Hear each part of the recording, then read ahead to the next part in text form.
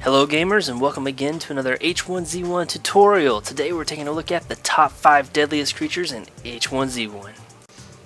Starting off the list at number 5 is the H1Z1 zombies.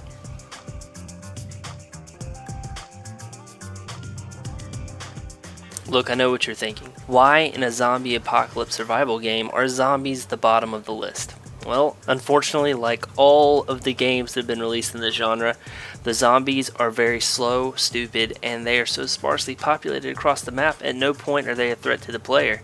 In H1Z1 alone, where you have the ability to craft a bow at spawn and craft arrows from sticks, which you can find in abundance across the map, you essentially have an unlimited supply of ammunition for a weapon that is a 1-hit headshot kill and a 3-hit body shot kill. You also have the pushback, where you can push a zombie away from you. All of these things combined are the reason that zombies are at the bottom of our list. Coming in at number 4, you have the wolf. There are 3 main reasons to me the wolf is more dangerous than the zombie. Number 1, it's faster. Number 2, it'll chase you longer. And number 3, it makes a telltale barking sound when it's chasing something. The reason these go hand in hand is because if it's faster, it has a greater chance to catch you and hit you. If it's chasing you longer, that increases the opportunity even more. And then number 3 adds an extra danger to the fact it's chasing you longer, is the telltale barking sound indicates your location to enemy players. They know, hey, that's the sound of a wolf chasing someone. Let me go find this someone and see if they got something worth taking. These are the reasons that I put the wolf at number 4 on the list. Coming in at number 3, we have the bear. To me, the bear is the deadliest NPC in H1Z1 currently. It is just as fast as the wolf. It will chase you just as long as the wolf. It's actually probably louder than the wolf. Not to mention, it does at least probably 5 times more damage per hit than the wolf and more damage than the zombie. It also takes more damage if you don't get the headshot. If you get an arrow in the head, I think it still might be about 2 arrows, but outside of that, it's a lot of body shots to bring a bear down. It will become literally a porcupine full of arrows before it finally goes down. So to me, that's what qualifies the bear as being number 3 on this list. Coming in at number 2, we have yourself. I put yourself at number 2 on the list because when you really get down to it, people make more mistakes to get themselves killed than really anything in this game does to kill you.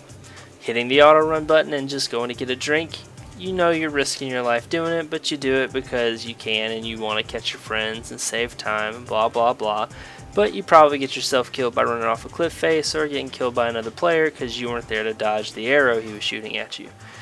Another example, going to Pleasant Valley at peak hours to try to get some guns when you know you're probably going to get killed. Running up to that group of 5 guys that have shotguns in the middle of the street to say hi, let's be friends, and knowing that they're just going to blow your brains across the sidewalk. You know, most of the time when we get killed, it's because we either decide to cut a corner or we're trying to do something faster, and so we throw out the inhibitions of take your time and look around. That's why I decided to put yourself at number 2 on the list.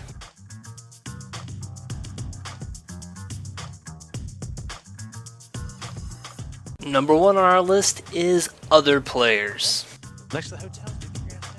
You probably already guessed it, but number 1 on the list is other players, which makes perfect sense. Ernest Hemingway said it best, "There's no hunting like the hunting of man, and those who have hunted our men long enough and liked it never care for anything else thereafter," which is true. Unfortunately, this isn't the first game of this genre that has NPCs in the game that are of no challenge to the players. So the players have to fill the void because the rest of the game's fun, so I have to find some way to make the combat fun. And the only way to make the combat fun is to hunt other players. I mean, there's nothing that can be coded or created unless it's given a huge stat benefit that's going to react better or really, think harder or be evasive or trash talk you like another player is. And believe me, you're never going to get the satisfaction off of teabagging an NPC as you are going to get from teabagging the guy that just shot your friend or just called you a douchebag or whatever.